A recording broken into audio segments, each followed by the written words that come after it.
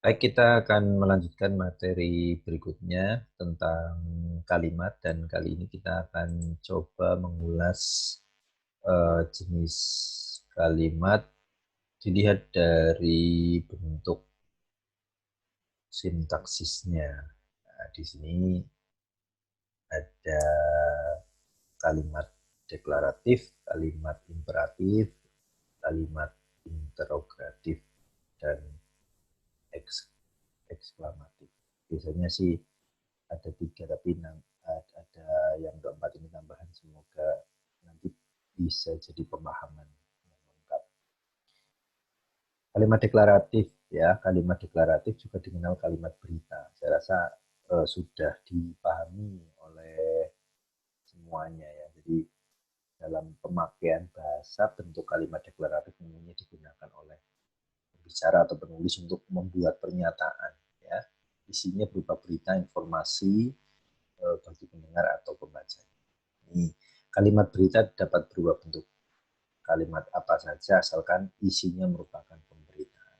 Contoh, ini ya, ada 2 contoh yang merupakan kalimat berita. Ya, kemudian kalimat imperatif.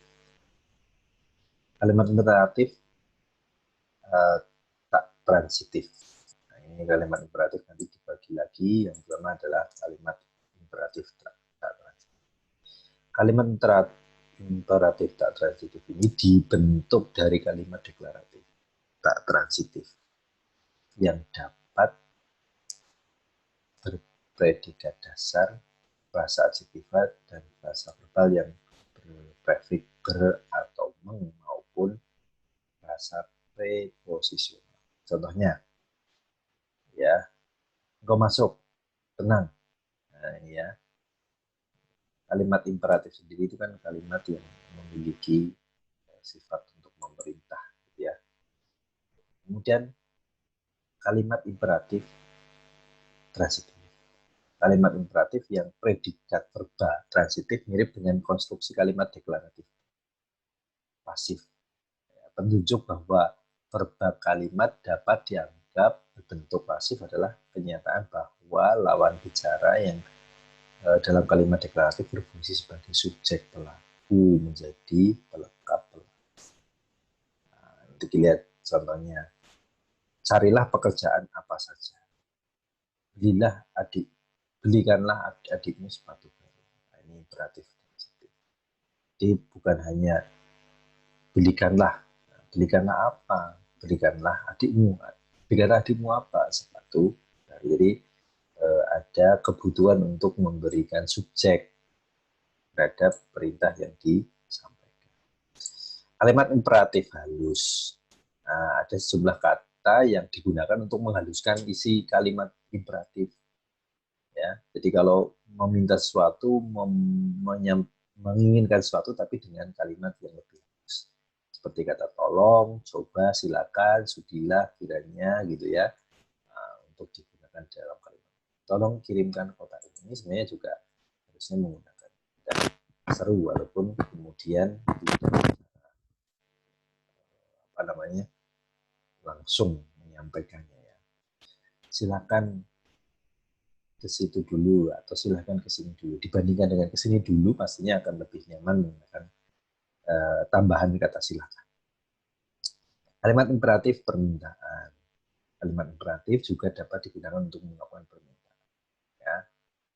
Minta perhatian saudara-saudara, mohon diterima dengan baik. Nah, ini kan meminta, tidak memaksakan sesuatu. Kalimat imperatif ajakan. Nah, di sini ajakan dan harapan tergolong kalimat yang didahului dengan ayolah, marilah, harap, hendak, begitu ya.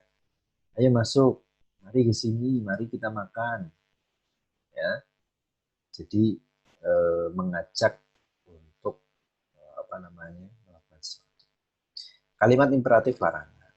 Ini biasanya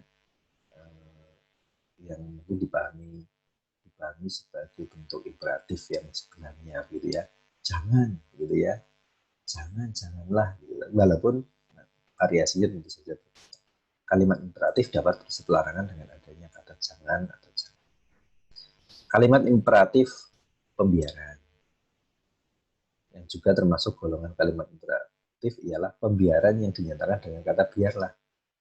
Biarlah saya pergi dulu. Sebenarnya itu memberikan pernyataan bahwa supaya diizinkan untuk dibiarkan begitu ya. Itu ya.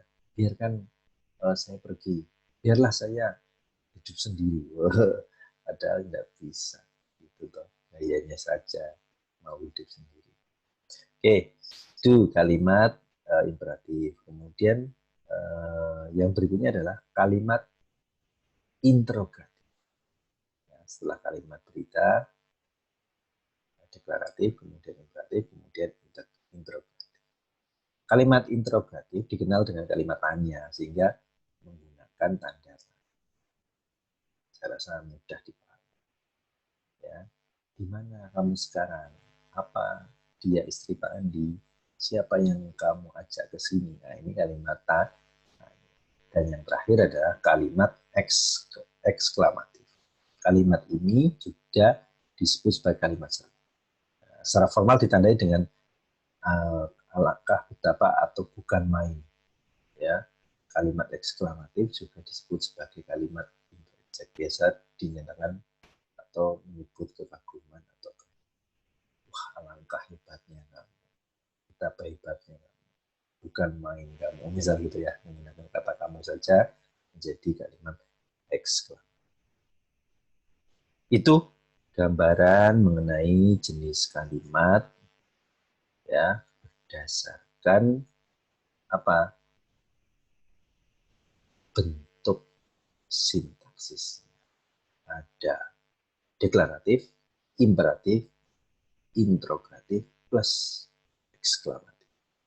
Semoga dapat dipahami dan bisa dijadikan sebagai bahan diskusi yang menarik. Oke, terima kasih.